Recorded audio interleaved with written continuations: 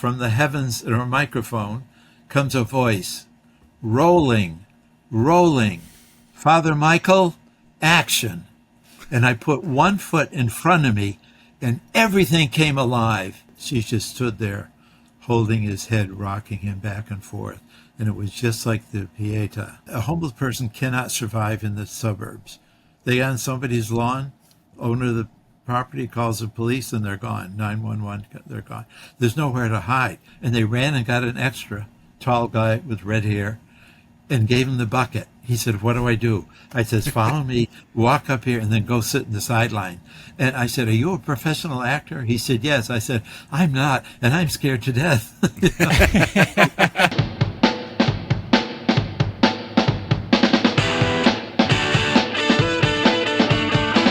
So inspired by a movie we just saw, Tito, I have a question for you. Okay. If you could go back and edit your timeline or someone else's, would you do it? See, Exactly. That's the response you should have. that's a hard question because on the one hand, there are things that I wish I had done differently for sure. On the other hand, all of my experiences have made me who I am. And while I'm not perfect, I think I would be more concerned about who I would be as a result of those changes. There's no way to know. So I think I'm going to let sleeping dogs lie. I'm not going to do it. I'm so afraid of the grandfather paradox and like losing every friend I made as a result of things. Like I don't think we realize the goodness that can come from mistakes and how God can twist our mistakes into great things. And so let's learn from our past, but let's not forget them or erase them. Mm-hmm. I mean, I wish I had worked harder in certain things and taken them more seriously, but I had great relationships as a result of some of the things that I didn't take as seriously. So it's you know, it's a fine line to saying like, I'm proud of the bad things I did. Right. And I'm happy I learned from them. There's a big distinction. Exactly. Yeah, for sure.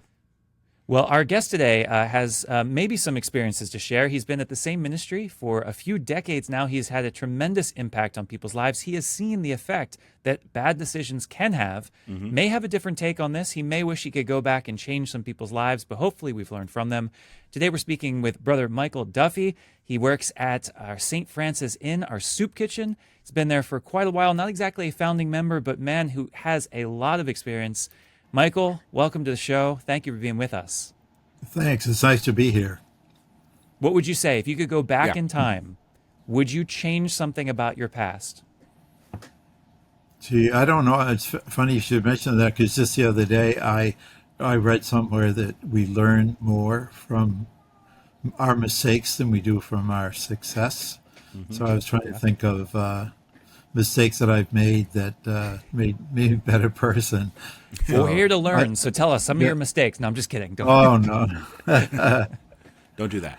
No. But you're around a lot of people who, sadly enough, have made mistakes, and some people who are the result of mistakes. You've been St. Francis Inn for 35 years? 36. 36 years. Wow. Yes. So you work with the poor, you work with people who are addicts, you work with people who suffer because of bad people's decisions. What have you taken from this last 36 years being around people like that? Well, a lot of times I think if I could have only been there in their life when someone offered them their first drug, their whole life would be different, but I wasn't there. So the best I can do now is try to have them realize their mistakes so they won't keep doing it and try to offer them a better future. Like just because so far you made a mistake and you wound up in a soup kitchen, it doesn't mean that you have to stay here or die here. That, you if you have the confidence and you know that God loves you and will give you the strength and take that step to be better, you can get out of Kensington and you can make a good life for yourself. And that makes perfect sense. I mean, especially if you understand the nature of, St. Francis Inn. I mean, you mentioned, you call it a soup kitchen, but it's not simply a soup kitchen. Like not at least as most people think of it. It's different, right? Yes, it's different, and I'll explain that to when I'm instructing people how to wait on tables. I always put that in so they realize that we're not here just to dispense food, because we'd be a giant vending machine. Anyone could do that, But Good metaphor. we, so I tell them that in many soup kitchens, the guests take a tray and they go like a cafeteria style. They just and you just place the food on their plate and off they go. You never get to learn their names, understand their past, find out what their life view was like, or tell them about God. So I say it's less efficient, but it's more Franciscan that we invite the guests in to sit at a table, and then we take a tray, bring the food, and serve them. Like service is like the basic part of our Franciscan life. And so we physically serve food. In doing that, a conversation starts, life changes, people realize that God loves them. That changed their whole outlook. It may not get them out of Kensington, but if they're content and happy with their relationship with God, then that's what really matters. I mean, What a if you great didn't- way to show their dignity, to affirm that they are worthy of being served, that we are willing to Yeah. go below them as Jesus washed the feet. I always love it. We bring college or high school students every year, and they go on a mission trip for a week. And one of the things we tell them is you're there to serve them. And sometimes what they need is not necessarily food. They need someone to talk with them. And so, yes, you're busy. I get it. Get your work done. But hey, sit down and have a conversation with them. That is part of your Sure. work. Yes, yes. I know. I always tell the story of when we had a group of college students here from upstate New York, and they were bouncing around serving tables and being nice. And in walked one of our most hardened streetwalkers. She's a woman that I've never seen smile in her life. And I was standing in the back giving out food, and she sat down, kind of surly looking, with a grumpy look on her face. And this bouncy teenage girl from college came serving her food, said, "Hi, how are you doing tonight?" And, stuff like that. So the lady looked up and kind of with the, what is she up to? What does she want from me, Yeah, And little suspicion. yeah, then she said to her, "Where are you from?" She says, "I'm from Syracuse, New York." She said, "Syracuse, way up there? Are you down here on vacation?" And the girl said, God, "No, no. we wouldn't be here, I'll tell you that." Nope. I said, so the woman said, "No, I'm going to." They came down just to serve here at St. Francis Inn, and the woman just put her head down and thought, and the girl left the table, and the woman then got up from the table after finishing, pushed in her chair, and as she walked by me to go out the door into the dark night of Kensington, I heard her mumble to herself, "Huh, just when I thought there were no good people left in the world." Yep. So that one bit of service, put a little spark in that woman's very dour looking, outlook on life, and perhaps there was a turnaround. I don't know where she is now, but hopefully that little conversation made a difference. And it's that sense of I came to serve you, right? I came to serve here and to serve you. It really is. If you didn't know any better, if you were looking at it from the outside and didn't know where you were, you might think you were at like some hipster restaurant. There's a line going, around the block, people waiting to go in there. It's open only from specific hours. Typical hipster kind of vibe, except completely opposite. It's a place where people come to be served, but also to serve. No, the homeless are much nicer than hipsters. Less judgmental, that's for sure. Yeah. Yeah. It is amazing, though, that they feel that. And obviously, as you said, there are some surly people. There are people that get in fights. There are people that are having bad days. Yep. But I think what always shocks our students is just how relatable they are and how, and you emphasize this so well, we're all just one decision or one event away from being where they are. Right. And it gives you some humility to say, I'm not better than them. I had a situation where my parents had a job, or I didn't have to deal with this thing. And they talk with teenagers, and they have similar hopes and dreams. And I think it breaks down barriers of biases that we often have. Yep. Sure. I know when we see a homeless person, we just figure their whole life is darkness. and they've never had anything. But what really surprised me over the years, how much faith they have. If I were in their position, the last thing I would be thinking about is how much God loves me. but the Doesn't guess, look like it. What is this? I Right. know. Like when I say to a lot of people here, "Good morning," I said, "How are you today?" And they say, "I'm blessed." Now that wouldn't be, I'm ashamed to say, the first thing that would come out of my mouth. I would say, "I'm Instagram, fine." hashtag blessed. Yeah. I would say I'm fine or something like that, but they recognize that they're blessed by God, And in the conversations, they often raise their finger up and point to God about whatever their issues are. And the other thing, they are so confident they'll be in heaven when they die. And now, if any of us in our middle class values looked at them and say, "Oh, they're doing this, they're doing that," all these are morally wrong and stuff like that. But they just look at God as their Savior, and the Savior is going to pick them up out of this mess and love them forever. So I don't know where the training came from, but boy, sometimes they put us to shame, because of their absolute faith. And they're knowing, like some of them admit, they say, "I've been playing in the devil's playground." That's how they describe, how they're sinners. And we have one young woman, she's, if we had time, I'd tell her story, how she got, but she's winding up sleeping on cardboard in the winter right outside the inn, sleeping there. And Sister Xavier, who was working with her at the Women's Center, was talking with her, and she's very faithful, the young girl. I mean, her life up to that point was so horrible. Just to give you an example, when both parents were alcoholics, and when she was little and when she would cry, the mother put beer in the baby bottle and put the nipple in her mouth. So she was an alcoholic before she was 1 year old. That's just the beginning. But anyway, so Sister Xavier talked to her about being baptized. And she said, "No, as I mentioned, I've been playing in the devil's playground. I can't be baptized. I'm not good enough." She went on and on like that. And finally she got so sick that she was put into a nursing home, because of her health. And Sister Xavier would visit her there. And the topic of baptism would come up. She says, "No, I can't. I've been dancing in the..." Another story, "I've been dancing with the devil," or playing in the background. So finally, she got so sick. One day, Sister Xavier was visiting her and said, "I think I want to be baptized now." So they called the chaplain in. He baptized her. 2 days later, she died.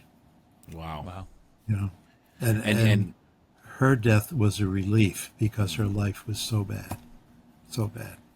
And I don't know, where she got it, but somewhere along the line, she got the sense that you had to be worthy to be baptized, which is, I mean, that's the irony, because no one's worthy of it, right? It's given to us freely and beautifully. And it took her a long time, but she finally got there. Yes, yeah. I know one of our guests became pregnant and had a baby, and later she said to me, "Now I know how much God loves me, because I know how much I love my child. And if I'm a child of God, God loves me like that, then I'm okay." Even though she was still living around here. She was okay with life. The beauty of the gift of life. Yeah, children. And I think you see that when you can fall in love, whether it be a child or with a spouse or even just a friend, you realize, I'm going to love them even if they disappoint me, and even if they hurt me, and even if they wander away. I want them to come back more than anything else. And you say, wow, that's what God thinks of me. And so you don't think, "Oh, well, I've been dancing with the devil, or I've been playing the devil's playground," and that negates my love for God. Right. He's running after us evermore. Yep. Yes, yeah. That parent-child love. Another story that burned in my memory. One of our guests, he was a young man, maybe about late 30s, early 40s, and he was passed out in front of our inn on the sidewalk. And this kind of nice-looking car came up Kensington Avenue, which is kind of rare, and they turned into Haggard Street, parked the car, and out came this middle-aged woman. She's obviously dressed like she doesn't belong in this neighborhood, nor would be driving that kind of a car. And she walked slowly across the street, and she knelt down to that young man and picked up his head and cradled it in her lap. It was her son. And she just stood there holding his head, rocking him back and forth. And it was just like the Pieta, that famous statue of the Blessed Mother holding Jesus. It was just a mirror image of that, and your heart would just break for her. But that didn't stop her love. Even though her son disappointed her so much, she just loved him so much and wanted him to come back. But And I think he that's was one of the hopelessly difficult things addicted. for people to see with people who are homeless is that I think a lot of times you imagine that they have no opportunities or no hope, or that they've been abandoned, or some of it is they're incapable, whether it be for mental or physical reasons, of accepting that love or to getting their life together. And in some ways, they're the cast out of society. You have this person who the mom would happily have taken this man back into his house, into the house, and it didn't work. And so the question is, what do you do with the people that simply just can't be loved, the people who have no place? And I think that's what the inn beautifully does, is you're not out to fix people. Some people are not fixable this side of the kingdom. But that doesn't mean they don't have a home or don't deserve dignity. And so you give them a meal, you give them a hug, you welcome them. That's really difficult, because I think we always want to see progress. We want to see someone fixed. But you can't fix everyone. Yeah. And you know what? A lot of people with that mentality come and say to me, what's your success rate? And what they mean is, 100%. how many people do you get off drugs and out of Kensington and completely immune to their former life and their childhood? That's a task that's too big for me, I'll tell you that. But we don't count that as success. The way we serve people and recognize them as human beings and do not ignore them like most people do homeless, and love them. If they say to themselves, wow, these people respect and they like me, and they're doing it in the name of Jesus, maybe Jesus likes me. And if they come to that realization, one step closer to realizing how much God loves them, that is a success. And we can't measure that. We'll leave that up to God. But it's not necessarily getting out of Kensington and becoming middle class, So Right. I was going to say 100%. You feed 100% of the people who sit down at a table, because that's what you guys set out to do. Not in nice. I say feed, but not just physically, but spiritually and emotionally. You guys feed them. You've come up with other ways throughout the years. I know that there's resources for clothing as well and things like that. And it's just, it's really important. Everything you guys have done, you've done it in a way so that people can maintain their dignity as they come and accept the help of others. Well, and I love even just the idea of the so-called permanently banned for the time being list, where some people, for their own safety or for someone else's safety, shouldn't be welcomed in. They've shown violence, they've done something bad. Yeah, it's not safe. But that doesn't mean you can't get food, and so you do to-go bags. And even just the idea of for the time being, we'll see. Maybe they get better. There's always a chance. You never give up hope. Never. Yeah. That's funny. Now, one of the big problems I see, and this is something you've seen as someone who's been there 36 years, is that neighborhood is changing tremendously, right? So you've got the drugs to the north, you've got the hipsters to the south. But it's changing, and I imagine you've seen many iterations of the inn. What's it been like to see the same ministry have a different focus over the years? Yeah, you're right. It has changed. I wasn't here from the very beginning, but I was here 7 years after the inn started. So I've seen most of it. And when I got here, this neighborhood was called one of the worst neighborhoods in America, not just in Philly. Wow. In all of America, one of the worst neighborhoods, because they were, homeless people on the street, open drug deals. You could see people handing money and getting little packages and things like that. Prostitutes walking up and down the street all the time. Abandoned buildings. A lot of buildings were actually caving in because they're 120 years old. Most of the homes around here were built by the factories for their workers, so they're old now, and people would crawl in them and live there. We call them abandonminiums, for lack of a better word. Yeah. And Yeah, abandonment. So, and it was awful. So when St. Francis Inn started, began to feed people and treat people dignity and try to get them into rehabs to get them out of the situation. The Philadelphia Inquirer, which is our main newspaper, said St. Francis Inn is an oasis of peace in the midst a sea of destruction. That's how they described us. So we always wanted to live up to that reputation. And we did. And when we first came here, the drug of choice was crack cocaine, and but most of the people that we served that were homeless, that had an addiction, it was alcohol, alcoholics, not drugs. And then very, very poor people, very elderly people. Then as the years changed, the crack trade moved to Camden, and the heroin moved in here. And it's not that the people here are on heroin. It's people who are on heroin come here. They can't, a homeless person cannot survive in the suburbs. They on somebody's lawn, owner of the property calls the police and they're gone. 911, they're gone. There's nowhere to hide. But in the city, there's places to hide. You can crawl in an abandoned. You can sleep underneath the highway. A lot of people that used to come to the inn slept in abandoned cars. At least they were out of the rain, And then as the rents got cheaper other places, for instance, New York, people started moving to Philly. And so the corporations and big developers saw an opportunity.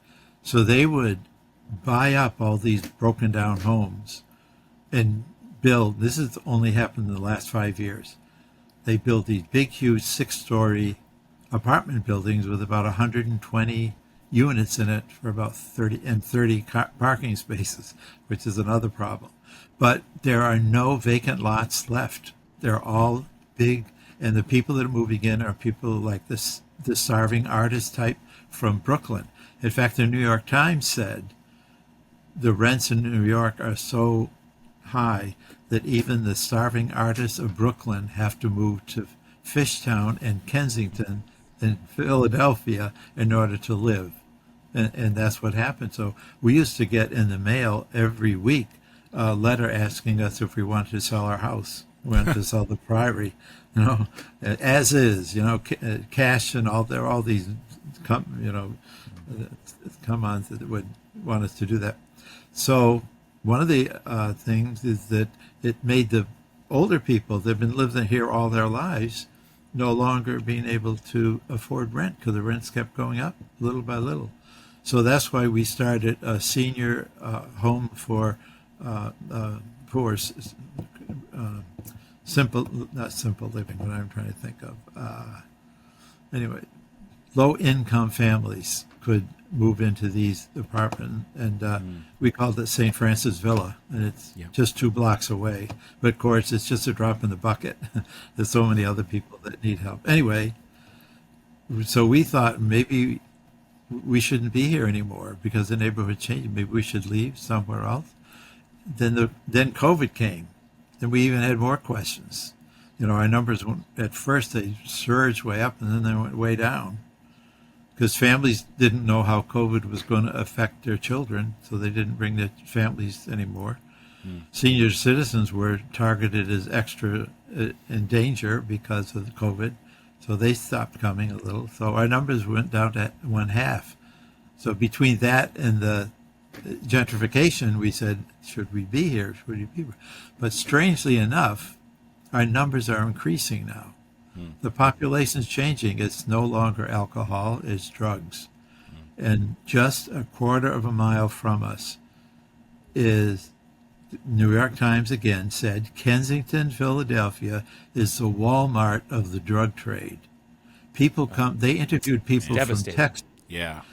Yeah, they interviewed people from Texas, a couple that drove here in a car to get drugs, from Illinois, from Michigan, because in Kensington, the drugs are plentiful, cheap, and they're very powerful. So, yeah, I remember just taking the students down there to see it, and you go down the street. We didn't walk; we drove through the vans. Yeah. and you just see an open air drug market. And it's right in the Yes. middle of the day. People are buying and selling Yeah. drugs. There's people Yeah. sprawled out on the street. Hmm. It's like, what? It's a dystopian world, and it's just so It sad to is see. really. Yeah. And now, so our dining room is filled with people on drugs, And cocaine used to be an upper, so we would have skirmishes 2 or 3 times a meal. Now we don't have anything because heroin's a downer, and Fall so asleep in your soup. they exactly do that. I've seen that happen literally several times. And then you look at young people; they're all young, and say, "Oh, what a wasted life! You could be doing so much and being so much more happy, but once it gets them, it's just terrible. It's really heartbreaking. You know, but so I think we're needed because our numbers are going up. Like the other day, we had 250 people for one meal, plus 150 for breakfast. Wow. So that's 500 people that we're tending to a day. So I think we're still needed here for a while. Of course, we tell people we're trying to put ourselves out of business, so that Of course, there'll be Yeah. yeah, so there'll be no need of a soup kitchen. Right. That would be a wonderful world. So What a challenge it is. I mean, you've been there, as you said, for 36 years. You've seen people probably newly arrived, probably way too young to be on the street, but there they are. oh yeah, And you mentioned some people who you've seen you must have walked a journey of life with several people, and I can't even Yeah. imagine what that's like, Yeah. to do yeah, for that long. yeah. I'm on my third generation. I see people now come in whose grandmother came in with their mother as a child, and that's kind of, although the family I'm thinking of moved away from the neighborhood, but they still come once in a while. So So the question I have for you then is how do you stay spiritually grounded in that? Because I've been there many times. I spent a summer there, been there for weeks at a time, and I love the place and I love the work we do, but I also find it so devastating. How do you keep yourself healthy and focused on the good things after 36 years of that? Well, first of all, you have to have a great sense of humor. You can't take you cannot, because actually some of the people are really funny, and and it's so enjoyable to talk to. You can't take their cross and make it your own. You can try to alleviate their cross. Once you start taking their brokenness and being broken yourself and taking it to heart and feeling helpless, then you go down. Then your spirit goes down. You always have to keep thinking, I can help here. I can make that person happy or even get them out of the situation. So a sense of humor, that, and of course spirituality. We have a mass here every day in our chapel, and I tell the people we're up here to receive the bread of God in the form of the Eucharist, and then we go downstairs and we feed bread of a different nature to the poor people who were very close to Jesus' heart. He always loved the poor. He hung around the poor all the time. And so it reminds me of that country song, "I Got Friends in Low Places." If you befriend them, and they really, tr- feel though you treat them like family, then, and you realize that, it lifts your spirit. It doesn't make you push your spirits down because of their cross, and so that's those 3 things: sense of humor, not taking everyone's cross on yours, but carrying your cross with theirs, and the third, the great strength you get from our spiritual beliefs. That Jesus loved the poor, and he worked day and night. And once in a while, he had to leave those who needed him and take a rest. So we do that. We make sure that we have 2 full days a week off. One we call a free day, and the other we call a prayer day. So you can do something spiritual to boost your things.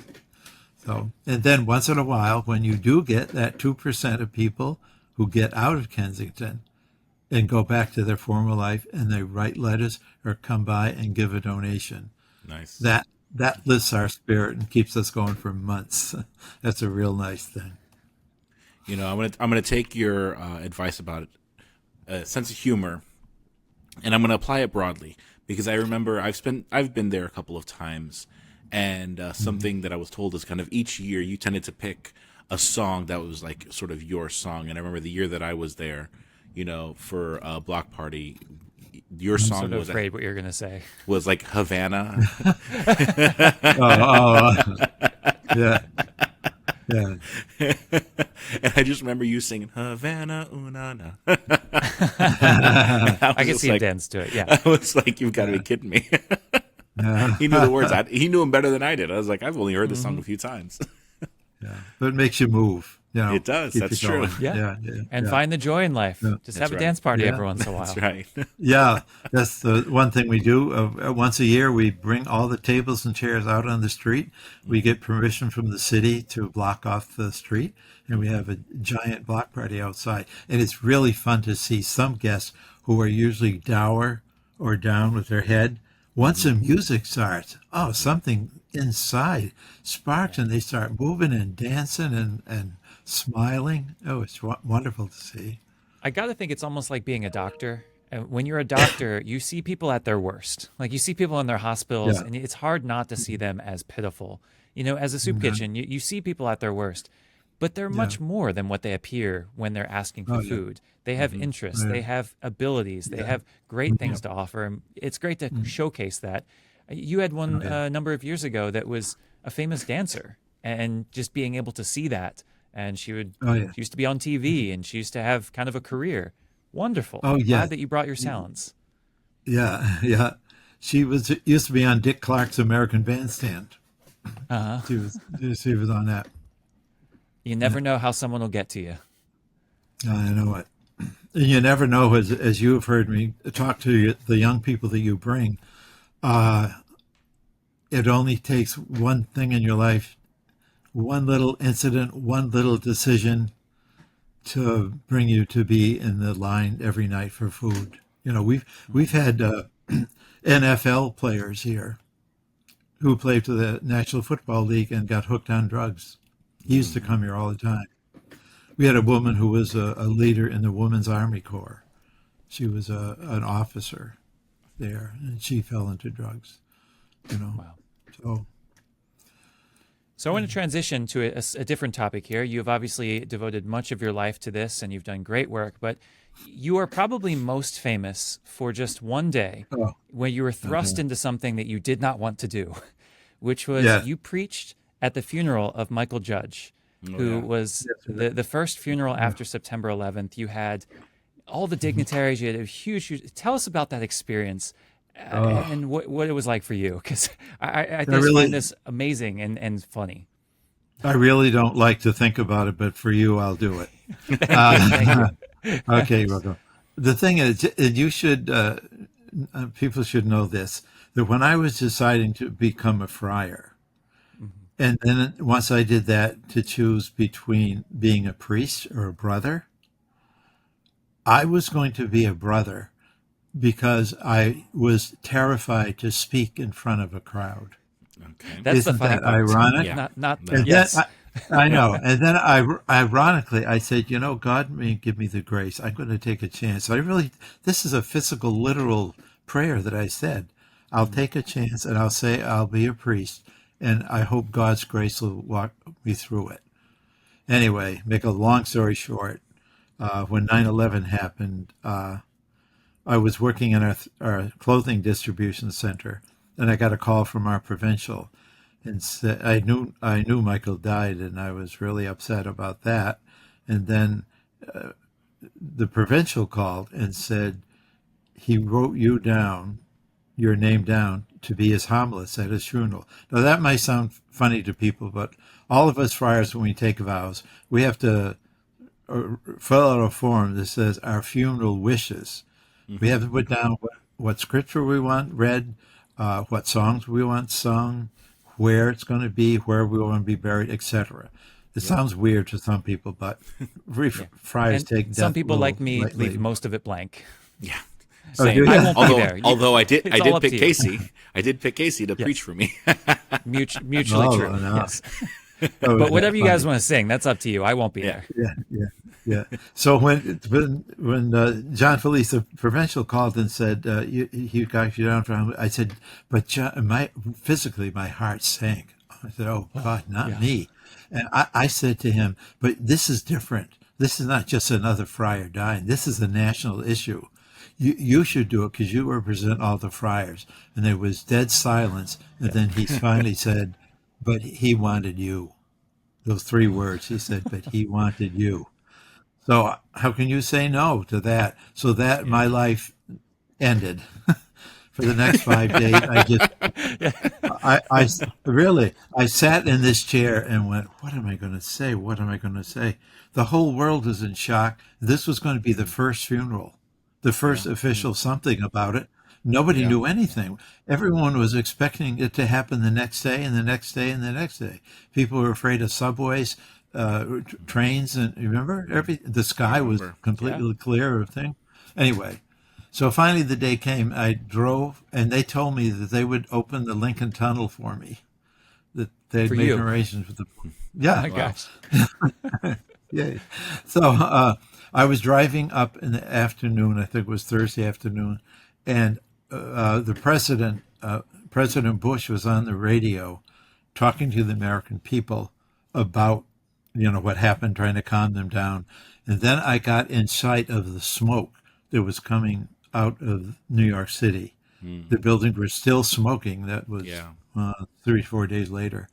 And I was looking at that, my heart was sinking. And he said, and President Bush mentioned the chaplain who died in the fire.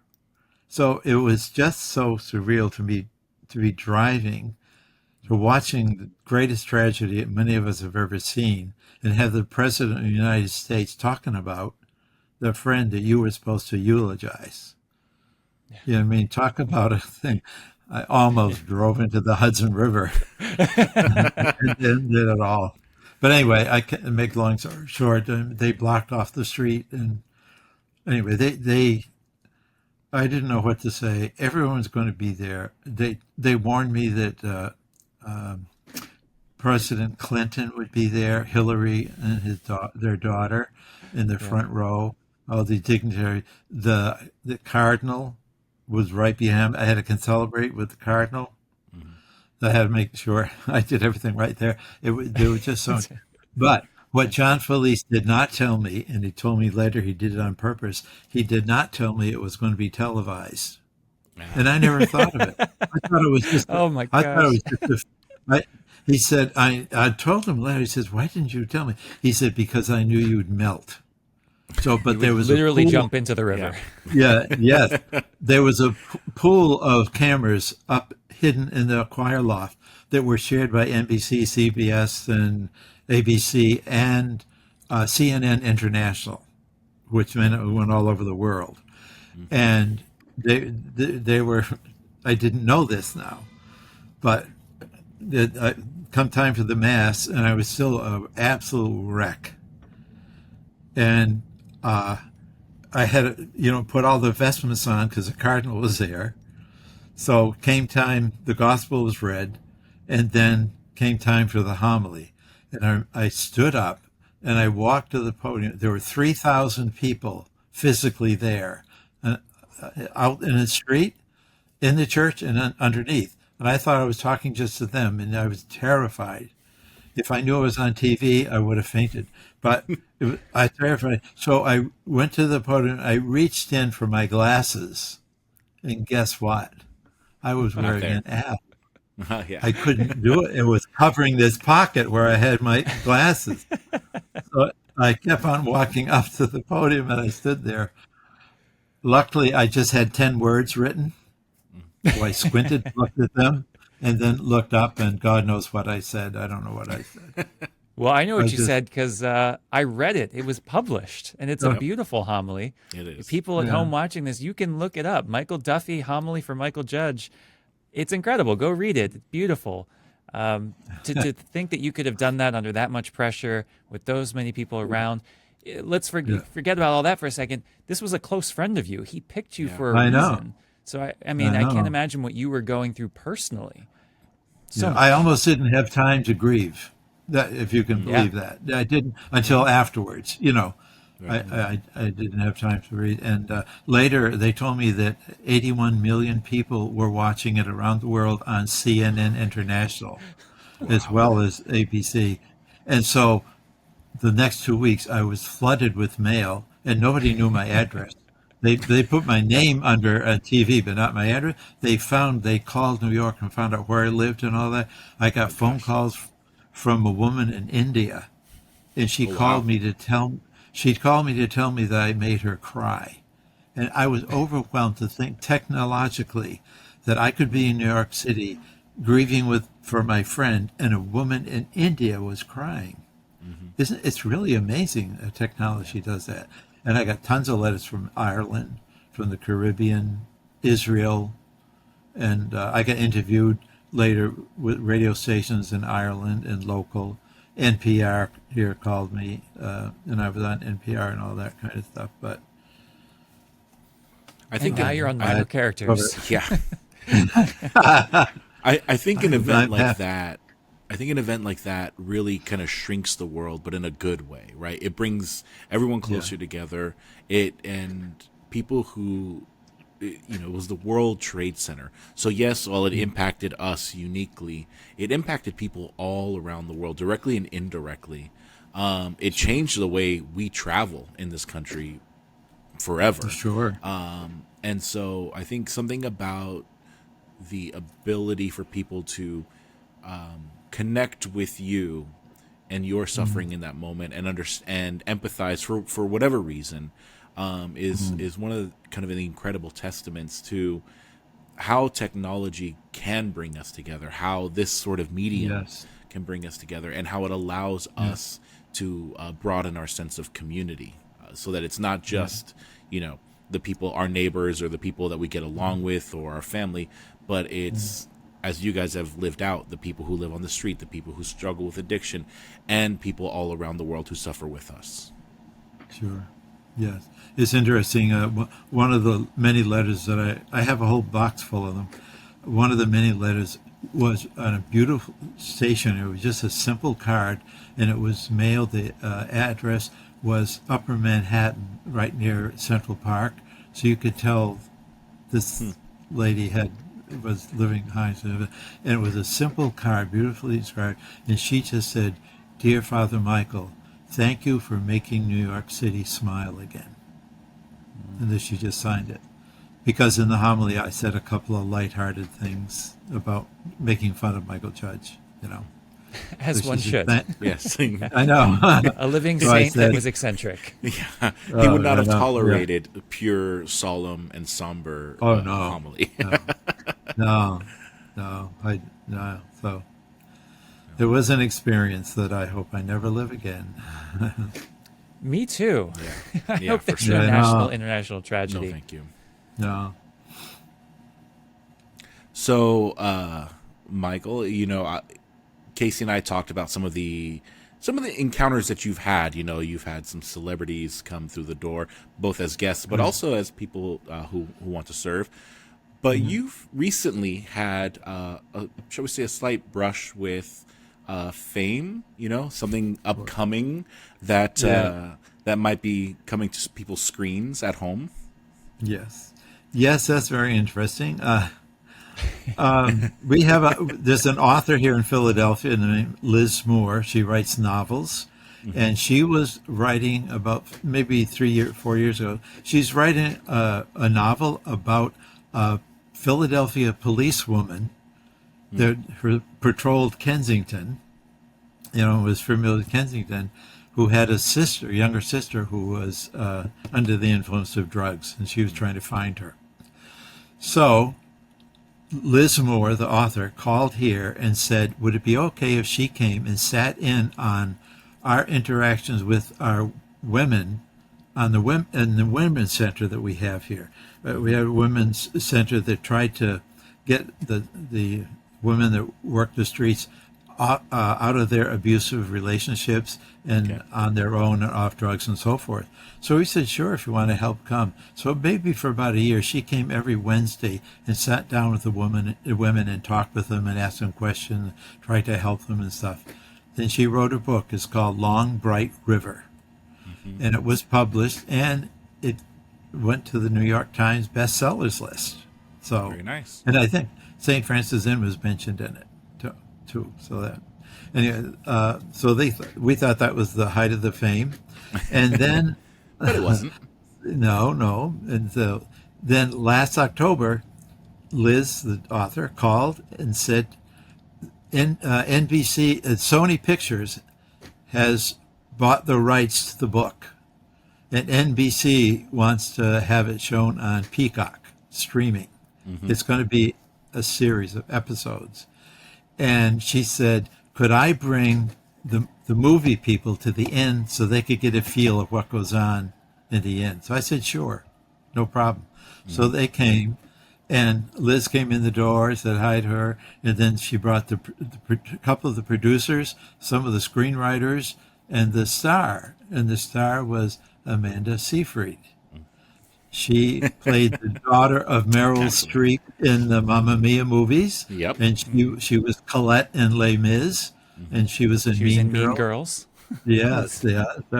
So, and she was delightful. She wasn't fawned upon. She had a pea coat on and jeans with a hole in them. She was like one of our college students that come to visit, And we showed her around the inn, told her that. She was very impressed that we had a chapel right over the soup kitchen. Oh, this is beautiful. She was going on and stayed there. So I said, well, good luck. So interesting footnote here to do a callback to last week. We were there at the time. I was there with a high school group when she was there. Yep. And we came over from our break 5 minutes after she left. Our students were devastated that they didn't meet her. I didn't know that. Oh, that's funny. Yeah. It was probably well timed. Yes, we had no idea what was going on, but we were a block away. Yeah. Wow. So anyway, anyway, you had to meet Amanda Seyfried, but that's not even the height of it. No, then she left, and I thought that was the end of it. I said, that'll be fun. I'll finish reading the book, and I'll go. I'll see if I can find a TV that has Peacock on it and watch it when it's out. Well, then in March or April of this year, I get a call from the author, Liz, and said, there's a character in the movie called Father Gerald. He's 60 years old with gray hair, and he's an Irish priest. We think you fill the bill. And That's so generous that you can play 60. Yeah. Yes, I was a little flattered about that.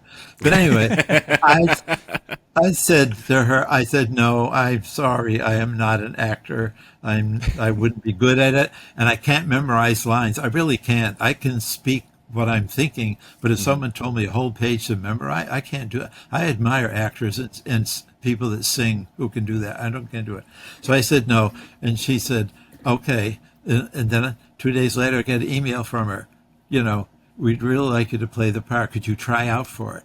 And I said no. I had a lot of things on my mind, and I said no, I can't do it. It's just, by the way, 2 lines. It's not a part. It's just at a funeral. It's at a funeral mass. I wouldn't even have to act. I just do another funeral in front of a camera. Yeah. Hopefully that's not a spoiler to the series. I don't know when that happens. Don't say the episode. No. So then I get an email from the casting director from the movie. It said, we'd really like you to try out for the part for Father Gerald. Please send an audition tape. Have somebody send an audition tape, and just from the waist up, and pretend you're doing a funeral. But they pestered me, and I really didn't want to do it. Mm-hmm. So I said to one of our volunteers, I said, could you get my iPhone and take a video of me for 15 seconds so I can just get them off my back? So I said to her, is there other people auditioning for this part? And she said, yes. I said, well, I hope they get it. Not me, because I really don't think I should be. So I sent them the tape and then forgot about it. 3 days later, I get a letter from the casting director. Sony Pictures is pleased to offer you the part. Yes, congratulations. Sony Pictures is pleased to offer you the part of Father Gerald. Please report back to us. We will be sending you contracts. But first, we'd like you to be a technical advisor, because the Catholic diocese doesn't want films made in Catholic churches. So we have an Episcopal church in Yonkers. We'd like you to help us change it to a Catholic church. So Okay. I went on a Zoom meeting with about 20 people, including the director, the assistant director, the casting, the scenery people, the lighting people, everything like that. They showed me a full screen picture of an Episcopal church in Yonkers and said, okay, tell us what to do. And for Oh an my hour, gosh. Wow. I said, take that white cloth off the cross because that's an Easter decoration. And this is in the Christmas season. The funeral's supposed to take place. Take the screen off that the lyrics go on. We don't have that there. On the altar, you have a cloth, you have a chalice. And I went on and on. All these people are writing notes and writing notes. And for once, I felt confident. I knew what I was talking about. I know what a church Yeah. looks like. This is a callback to Jay Woods. Right. The things Yeah. that they haven't done always. Oh my gosh. Yeah, yeah. So anyway, and believe me, they paid me for that. I was surprised. yeah, I was too just bad. helping. I was just helping them out. Yeah, everywhere you go, they're paying people. No, I I know why movies cost money now. What were you going to say, Ted? Oh, I just have a question. What kind of vestments did they put you in? Because Casey and I have seen some very interesting priest vestments in movies and TV. Oh, yes. Okay, well, this is the story in that. They asked me to go up on Monday for Okay. a costume fitting, Okay. and then the next day we'd be filming. So I tried to say, well, I have a habit. I wanted to get the habit there. So I Nice. said, so I said, I have a habit I could wear there. And they said, no, we'll all have, and they call it a costume. They kept calling it a costume. I kept calling it a vestment. Anyway, Yeah. I went up there to New York. I didn't tell anybody here because I didn't know what would happen. I went up to New York in Brooklyn to a big warehouse in Long Island City. Big warehouse. Didn't look like anything was going on. Press a button, go in. LBR arrow, Long Bright River. So I kept following the arrow. Second floor. Walk in this room. Jillions of costumes, clowns, dresses, shorts, Jeez. beachwear, everything you want. Yeah. I don't know how long you want me to go on with this, but I could talk forever about it. I'm So interested. I want to hear. I want to hear the costume because. Yeah, I wonder what the final result was. Yeah. Okay, so I went, and then two very dignified women came. Oh, Father Michael, thank you for coming up here. Follow us. I went into a room, a big room with 3 gigantic mirrors. Floor to ceiling in the little triangle way so you could see that. Over there was a long rack. On it were 2 pairs of Michael Kors black slacks. One size, one brand new pair of black shoes, a clergy shirt with the white tab, which I don't know where they got. I didn't tell them about that. And then a clergy shirt, and then 2 vestments, a white one and a green one with a lot of gold through it, like an older fashioned one, and 2 stoles. They said, try on the pants, put on the black thing. They said, you know better how to put on that white thing, the little tab, than I Little do. did they know you didn't. Right. That's true. No, I did not do it. So then they left the room. I tried on the pants. They were too big. They come in and said they're too big. Try on the other ones. They left. I tried the pants on. Then the shoes. And then while we're talking, meanwhile, they said in the movie that there's a funeral scene with a script that I'd have to speak.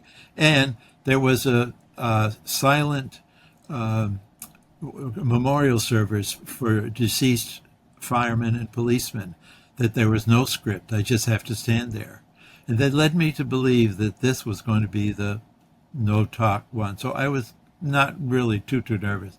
They're fitting me out with the vestment. And I said, gee, it's funny they're fitting me with this because the funeral one is supposed to be filmed in 2 weeks and I won't be here. I'll be on a retreat, which was going to be my excuse to get out of it, which was true. And they said, oh, no, the funeral's tomorrow. I said, what? And they said, yes, they're doing this. That's why you're going to a church. And I nearly died because I still hadn't memorized my lines. I Your 2 lines. lines that I couldn't memorize. So that night I left there, and then I went to sleep. The next morning I was picked up in a big black coach, all by myself, 31st Street, The 7 in the morning, I was driven to the Yonkers against New York morning traffic. Can you imagine that? I was the only one. They picked me up in that limousine. I was the only one. And then they get off the highway, drive through the streets of Yonkers, and then they turned a corner. My heart sank. There was this building to the left, covered with people, wires, cranes, trucks, people scurrying in and out like an anthill. And I said, I'm part of this. Oh my God, I felt so little and so small. And so I got out of the van, and there were all these people with headphones and things, and there was big white sheets on cranes to reflect light into the stained glass windows. And then they had a smoke thing inside, in case I ever could tell you about that. So I'm walking gingerly to this activity it looked like from outer world, and a man said, "Are you Father Michael?" And I said, "Yes." "Come, follow me, quick." Ran me up the stairs, inside, over cables. There was no floor space. It was a small Episcopal church. And there were people, technicians, people walking around, microphones, wires everywhere. And he said, "Follow me." And he took me downstairs. He opened the door. And what was in that room? My costume. Everything I tried on yesterday was nicely there. Everything. It said, "I'll be back in 10 minutes because they need you in 10 minutes. And I said, so he left, and I'm trying to put on shoes. I'm dropping them. I'm putting the thing the wrong way. I'm so scared, and I'm so nervous. And then I thought, gee, aren't we going to have a rehearsal? I mean, why am I putting on my vestment? And then 10 minutes later, he knocked the door. He says, "Follow me." In the camera, over wires, duck under microphone cables and all this stuff. And I walk in, and there's a church, and I froze. It's exactly like I told them. Everything. Exactly. They had the ciborium. Where do they get the holy water bucket? And, and they had everything exact. It looked just like I said it. And there were about 40 or 50 day actors in the pews. And they were all the wannabe things. The extras, and the extras. And they took me over to meet the very lovely director. She's a woman in her middle ages, very, very nice. And she welcomed me, thanked me for coming. And then in about 30 seconds, she told me what to do. You stand here, and then when you're told, you start walking up to the altar. By the way, they thought I was up on the altar. They said, "No, we walk up." I had to tell them how the funeral went on that Zoom meeting. So then, and sure enough, I looked behind me, and it was exactly like I said. Right behind me was a pallbearer with the coffin, with a pall on it, and the chief mourners behind that. Everything I said was just like real. Plus, so she said, "Stand here, and when the director tells you, go up and do your lines." And it was like a tableau, like a man was standing frozen, like to get a book, and another man was putting on one arm of a coat, yep, to sit down. There were about 40 people, all frozen in a tableau. And they set me there, and I said, "Where's my altar server?" And she says, "Oh, we forgot." And they ran and got an extra, tall guy with red hair, and gave him the bucket. He said, "What do I do?" I says, "Follow me, walk up here, and then go sit in the sideline." And I said, "Are you a professional actor?" He said, "Yes." I said, "I'm not, and I'm scared to death." So I'm in front of the camera, everyone's frozen, and somewhere from the heavens or a microphone comes a voice, rolling, "Father Michael, action." And I put one foot in front of me, and everything came alive. People putting on coats, standing, sitting, going in pews, and everything. And so I walked up. My feet were shaking like this. Walked up, went to the altar, and I turned around, and my instructions were the mother of the dead girl. She was a streetwalker that died. Was supposed to step out of her pew and readjust the pall, and then go back. That's my cue to start my lines. So I went there, and I looked in the audience, and I watched her do that. And then I raised my hand and said, "Let us pray." And then, for the first time, out of 23 times, I did my scene 23 times from Wow. 7 in the Nice. morning to 7 at night. Wow. Oh my Sometimes, gosh. For 2 sometimes, lines. yes, sometimes I do it and they would say audio only, audio only. So all day long, I had the only spoken part. Amanda Seyfried didn't even have a spoken part. She was in the scene, and I'd say that I You're forgot. lucky you didn't have David Fincher. You would have done this 100 times from every Oh. single angle. That's You true. got off easy. Oh, it was so funny. Oh God! So the whole day was fascinating. The jargon that they use. Oh yeah. They say, "I'm going to go to the 10-1." What's that? A bathroom. I said it should have been called a 1-2, not a 10-1. No. And the jargon, and then I do my scene. Then they put me in the green room with Amanda. Now, Amanda saw me and came running up. Oh, Father Michael, thank you for coming. It's so nice. She said, I was in world. Oh, I told you that. I was in your world and now you're in mine. She said, but then I'd have to go sit with her where all the actors that weren't acting sat all day, wait for their part. So she was knitting. She had her dog there. We had conversation. I met the girl from Australia who's playing her younger sister. She's a young actress. Trish Cummings, her name is, and they had blonde hair, really dyed because she's supposed to be kind of weird. Anyway, I can't go on. And then they'd use and they'd call me, "You're on, Father Michael," and I'd run out and I do my thing again, rolling, Father Michael, action, and then I start. Everything would come alive. By the end, they had me. You guys in liturgy would know this. They had me say the opening prayer and then go into the book of Solomon, a quote from the book of Wisdom. And I told them that wouldn't happen. Priest doesn't do the first reading, and we don't do the Old Testament. Usually we do that. So the script writers changed it and took almost my exact words and did. I said you could do a segue if you want. On the fly. Yep. Yeah. So they changed. I looked down and my corrections were there. So the script writers redid it for me. And by the end, Fingerprints are all over this production. Yes. I know. By the end of the day at 7:00 at night, I had done that. I was so relaxed that I ad-libbed the segue to the Book of Wisdom. I just said it. Look at you. Like a, yeah. So, and then at the end of the night, the director said, she kept going like this after every scene, like, you did good. And there's a woman holding this big boom, a microphone above my head, huge black thing.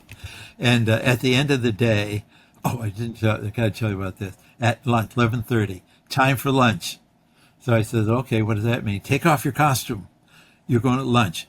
Get in the coach with the cast. So there I am in my blacks with a black collar, a priest, in that thing where they're all prostitutes because they're all streetwalkers. So I'm driving through the streets of Yonkers as a priest with about 7 prostitutes. We go about 4 miles to this big, wide open parking lot with 6 shiny, brand new trailers. And they stopped and they opened the door and said, "I'll take you to your trailer, Father." I said, "My trailer?" They took me to, and I had an actual trailer with my name on it. Your principal, Father Gerald, your principal cast. So I know. Yes. It said Father Gerald. I walked in it, a mirror, a desk, a chair, a bed, a bathroom, a TV, and my lunch. Oh my gosh. Wow. I just love the 45 idea minutes. of you in the black collar with these women dressed as prostitutes and you having to explain this and you saying, "Oh, no, I'm just an actor." Well, I am a priest, but I'm pretending to be a priest for an acting. It's complicated. I know it. So then 45 minutes later, knock on the door, back in the back thing, all afternoon, all evening. And also they were blowing smoke in there so that it would reflect the lights from the stained glass windows. I was the only one. I had 5 layers of things on. I had my regular clothes. I had an alb. I had a chasuble, and I had a stole. Wow. Even Amanda just had her regular police uniform. I'm warm right now, just my habit. Yeah, I can't imagine. I know. Then I go back to the green room and they changed camera angles and everything, and they'd have Amanda sitting there, and I had to walk between the camera and Amanda, because they wanted to get her reaction to things. So I had to do that several times. But and all in all, it was about 20, 23 times I did the lines over and over. And then I had to sign contracts, about 30 of them, for Sony Pictures and the talent agency. I had to laugh. I'm getting paid by a talent agency when I have no Hopefully talent. none of them were NDAs because Right. we just talked about it. We didn't reveal I anything know. about the show, though. So okay, we have yeah. to get you an agent. We have to make sure that you're in the Screen Actors Guild because we want to make sure that you're in compliance. Oh, with I had to sign the contract with them too. I Yeah, had to sign I the figured. contract with Screen Actors. Hey, it's never too late for a new career. You're going to get so many calls after this. That's right. Yeah, yeah. We should I have really a watch wasn't. party. Yeah. Oh, yes. But there's a great chance I'll wind up on the cutting room floor too, because I didn't. I wouldn't say a great chance. Yeah. I mean, funerals are not things they usually cut. Those are pretty Right. climactic moments. Yeah, yeah. They may do my voiceover when they take the scene of Amanda. I don't know. So I don't yeah, know so what here's what I want to know because I definitely want to. I don't think I'm going to be able to, but I wish I could watch this with you. But after it comes out, I'm definitely going to call you because I want to know which take. If you know which take they use, Okay. if they use the ad lib take. If they use the first one. Oh yeah. Right? Oh, I'd know. I'd know. All right, You because know, I want to, especially. I'm especially invested in this ad libbed take at the end where he's like, we transition to the. Yeah. I did the first prayer, then I ad libbed. I said something about through. We hear words in Scripture that console us at a time of a funeral, and I'm reminded of one from the Book of Wisdom that said, and then I quote it. There And you that's go. it. That's the There you go. segue. Well, Father I didn't Michael, have we to are read it. so excited for you. We Yes. can't wait to see it when it comes out. And we're so thankful that you joined us here. What a life. You go to serve the poor and you end up being an know. international treasure and now the star of a TV show. You never know what God has in store for you. That's true. All right. Well, thank you so signed it much. out. I will see you in just a few months. We'll be up there with another group. Looking forward to good. being and serving with you. Good. They're always a wonderful group from down there, so we're glad to have them. Glad to have you. And thanks for having me on. It was fun. Reliving that day. Okay. Excellent. It was great to have you. So, Tito, ending with a different question now. Yep. Would you want to be in a movie or a TV show? Honestly, yeah. Yeah, I think Yeah. it'd be fantastic. And I don't even need to be the star. Like, just to, Right. I'd love to observe. If someone wants to Right. invite me and I get to spend all day watching, Yeah, I think that'd be really cool. I think it'd be a lot of fun. I definitely would love to have a similar kind of experience that he had. If I don't have to have a speaking part, as you said, I don't even have to be in it. But being on set, seeing how it's done, you and I talk movies all the time. I'd love that kind of thing. I think we'd both really get a kick out of it. yeah, I think I would probably be apprehensive about my face. I mean, I watch my face all the time. As weird as like I'm on YouTube, I record, so I'm not uncomfortable with my own voice. But I think Right. in that, with like the perfect lighting and like the cinematography and over the top, you're like, okay, that's a bit much for me. But Yeah. who knows? not opposed to it. No, me either. I'd give it a shot. As we always say, we are not out to be main characters. This is about being minor characters. So maybe there's a minor character role for us. If so, give us a call. Tito, Yeah, have a no, wonderful week. You too. Catch you next week. All right.